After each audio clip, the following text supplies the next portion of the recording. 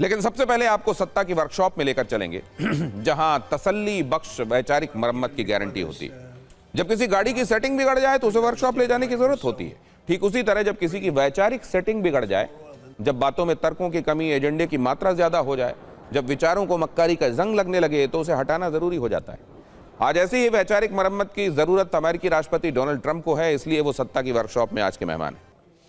वैसे हम उन्हें मेहमान कहकर इज्जत दे रहे हैं, वरना उन्होंने ऐसी आर्थिक तबाही मचाई है जिसके बाद पूरी दुनिया इन्हें वैश्विक मंदी का मास्टरमाइंड और आर्थिक अशांति का विलेन करार दे रही है। बार बार बदलते बयानों ने उन्हें झूठ के वर्ल्ड कप का चैंपियन और यू टर्न का मजा हुआ खिलाड़ी बना दिया है। उनका एजेंडा क्लियर है कि दुनिया में अशांति फैलाकर खुद मुनाफा बटोर लो। दूसरे कार्यकाल में ट्रंप जब से राष्ट्रपति बने हैं, दुनिया में आर्थिक तूफान थमने का नाम ही नहीं ले रहा। पहले ट्रंप टैरिफ वाली फायरिंग और अब ईरान युद्ध वाला बारूद, वो दुनिया की अर्थव्यवस्था को आग लगा रहे हैं। कल उन्होंने ऐलान किया था कि ईरान पर बड़े हमले होंगे, कुछ घंटे बाद बोले हमले रोक दिए गए।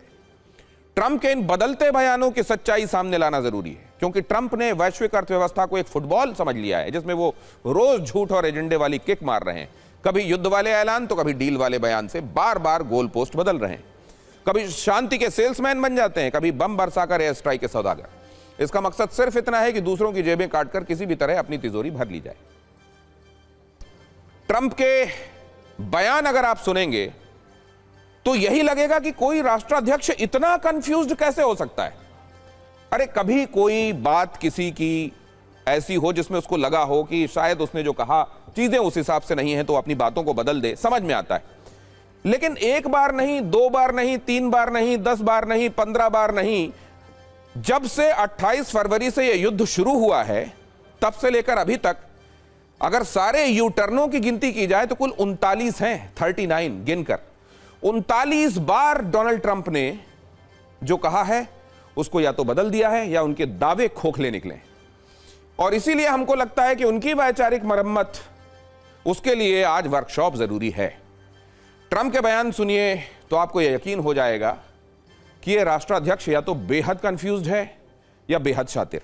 सुबह कहते हैं डील हो गई, दोपहर तक माहौल बनने लगता है डील हो रही है, डील हो रही है। शाम होते होते कहने लगते हैं पूरी बातचीत बेकार हो गई और अब तो ईरान पर हमला होकर रहेगा, बड़ा हमला होकर रहेगा। और इसके बाद फिर महाडील की बातें होने लगती। ईरान युद्ध शुरू होने के बाद से ट्रंप 39 बार डील वाली बातें कह चुके हैं, जैसा मैंने आपको बताया। पहली बार 23 मार्च से शुरू हुआ यह सिलसिला आज तक जारी है। वो हर दिन, हर 3 दिन में करीब 4 बार ईरान से समझौते की बात करते हैं और हर दूसरे दिन ईरान में सब कुछ मिटाने की कसम खाते हुए दिखाई देते हैं। ईरान को डील के लिए 48 से 72 घंटे का वक्त देते हैं, लेकिन सीज फायर को हुए 2 महीने हो चुके हैं और अभी तक समझौते की कोई संभावना नजर नहीं आ रही। ट्रंप ने ईरान नीति को 3 शब्दों के आसपास घुमा कर रख दिया है।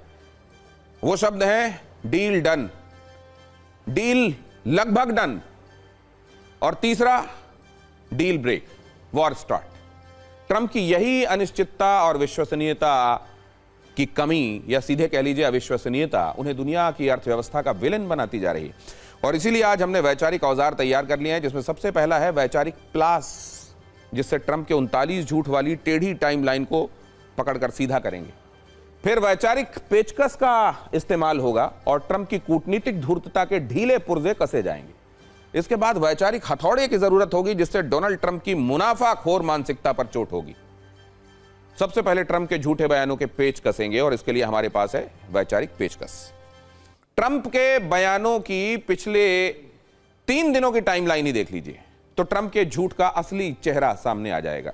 9 जून को ट्रंप ने कहा ईरान ने सीज फायर तोड़ा या भीषण हमले किए जाएंगे। अगले दिन ट्रंप ने हमेशा की तरह यू टर्न ले लिया और हमले रोकने का ऐलान कर दिया।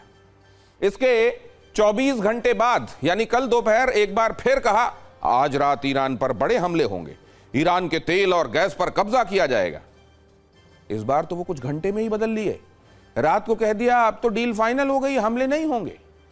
एक बार आप ट्रंप के 39 यू टर्न का एक ट्रेलर देखिए, फिर इसकी वजह भी समझाऊंगा। देखा आपने डोनाल्ड ट्रंप ने कितनी बार कौन सी बातें कहीं और कितनी बार उन्हीं बातों से यू टर्न लिया। ट्रंप के इन बदलते बयानों को लेकर सोशल मीडिया से खबरों तक कुछ सवाल कई दिनों से ट्रेंड कर रहे हैं। क्या युद्ध और तेल के पीछे कोई बड़ा खेल चल रहा है? क्या रोज नए बयानों से ट्रंप शेयर बाजार और तेल की कीमतों को मैनिपुलेट कर रहे हैं? एक पक्ष तो यह है कि जब जब ट्रंप युद्ध की बात करते हैं, कच्चे तेल की कीमत 2 से 4% बढ़ जाती है, और वहीं जब वो डील की बात कहते हैं, कीमतें इतनी ही नीचे आ जाती हैं। इसके अलावा शेयर बाजार को इनसाइडर ट्रेडिंग से प्रभावित करके मोटा मुनाफा कमाने का आरोप भी ट्रंप पर लग रहा है। ईरान युद्ध शुरू होने के कुछ घंटे पहले बाजार में कई ऐसे बड़े सौदे हुए जिनसे ट्रंप के इरादों पर शक होता है कि वो पूरी दुनिया का नुकसान करके खुद और खुद के लोगों का जेब भरने में लगे हुए हैं।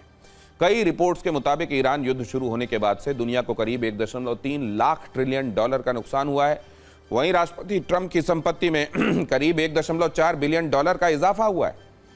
फरवरी में जब ईरान अमेरिका की जंग शुरू हुई तो ट्रंप की संपत्ति 5.1 बिलियन डॉलर थी, जो अब बढ़कर 6.5 बिलियन डॉलर की हो चुकी है। जिसके बाद यह सवाल है कि ट्रंप का एजेंडा युद्ध है या व्यापार है? क्या ट्रंप जानबूझकर अपने बयानों से शेयर बाजार को रोलर कोस्टर बना रहे हैं? और क्या कोई ट्रंप के बयानों पर जमकर ट्रेडिंग कर रहा है? बात सिर्फ शेयर बाजार तक सीमित नहीं है, क्रिप्टो कारोबार में भी ट्रंप मालामाल हो रहे हैं। इसी क्रिप्टो को ट्रंप किसी जमाने में स्कैम कहा करते थे, अब इसी से पैसे बना रहे हैं, जबकि निवेशकों का पैसा डूब रहा है। दूसरी बार राष्ट्रपति बनने के बाद डोनाल्ड ट्रंप को क्रिप्टो बिजनेस में लगभग 19,000 करोड़ रुपए का फायदा हो चुका है। दूसरी तरफ करीब 10 लाख निवेशकों को 19,000 करोड़ रुपए का ही नुकसान हुआ है। इन आंकड़ों से ट्रंप का वॉर प्लान साफ समझा जा सकता है। वैसे इतनी बार धमकी देने और लंबा युद्ध लड़ने के बाद भी ट्रंप की कूटनीतिक हार ही होती दिख रही है। ट्रंप जिस डील की बात कह रहे हैं उसको लेकर एक्सियोस ने एक बड़ी रिपोर्ट छापी है, जिसके डिटेल कि ईरान के साथ ट्रंप कूटनीति का गेम हार रहे हैं। रिपोर्ट के मुताबिक ट्रंप इस बात पर सहमत हुए हैं कि होर्मुज को फौरन न खोलकर अगले 30 दिनों में पूरी तरह खोला जाए। पहले ट्रंप ईरानी यूरेनियम पर कब्जे की जिद कर रहे थे, अब वो यूरेनियम ईरान में ही रहने देने के लिए राजी हो गए। बस शर्त इतनी है कि ईरान यूरेनियम संवर्धन घटा ले और IAEA जैसी संस्थाओं को पूरी जानकारी देता रहे। साथ ही ईरान को तेल निर्यात के लिए 60 दिन की छूट देने के लिए भी वो तैयार है। इसके अलावा ईरान की फ्रीज की गई संपत्तियों को भी किश्तों में लौटाने पर सहमति बनी है। इन डिटेल्स के मुताबिक तो ईरान ने ट्रंप से अपनी हर बात मनवा ली, यानी ट्रंप की धमकियां तो कोरी ही साबित हुई। मरम्मत संपन्न हो चुकी है।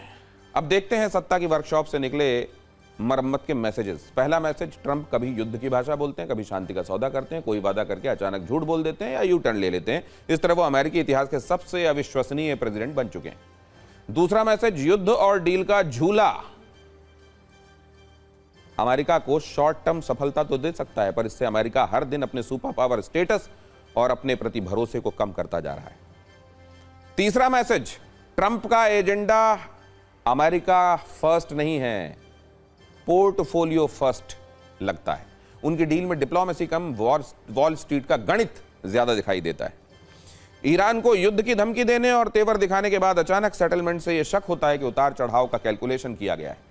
इन हरकतों के कारण स्टॉक ट्रेड्स और परिवार की विदेशी डील्स पर लगातार सवाल उठ रहे हैं। ट्रंप का फॉर्मूला यह है कि अमेरिका को फायदा हो ना हो, उनका और उनके परिवार का निजी फायदा जरूर होना चाहिए, और दुनिया को नुकसान हो तो इसमें सानू की उनको कोई फर्क नहीं पड़ता। ग्लोबल सत्ता के बाद अब राजनीतिक सत्ता की तरफ आपको ले चलता हूं, लेकिन यह बात जरा ध्यान से सोचिएगा। पूरी दुनिया को अनिश्चितता के भंवर में डालकर डोनाल्ड ट्रंप और उनके करीबी अगर ऐसा कर रहे हैं, अगर पॉल क्रुगमैन जैसे नोबेल लॉरिएट को यह कहना पड़ रहा है कि डोनाल्ड ट्रंप की तरफ से किया गया यह काम गद्दारी की श्रेणी में आता है, अगर व्हाइट हाउस के एक्स कम्युनिकेशन हेड को यह कहना पड़ रहा है कि व्हाइट हाउस ने मार्केट मैनिपुलेशन में ऐसे भूमिका पहले कभी नहीं निभाई, तो यह समझना पड़ेगा कि डोनाल्ड ट्रंप क्या करना चाह रहे हैं।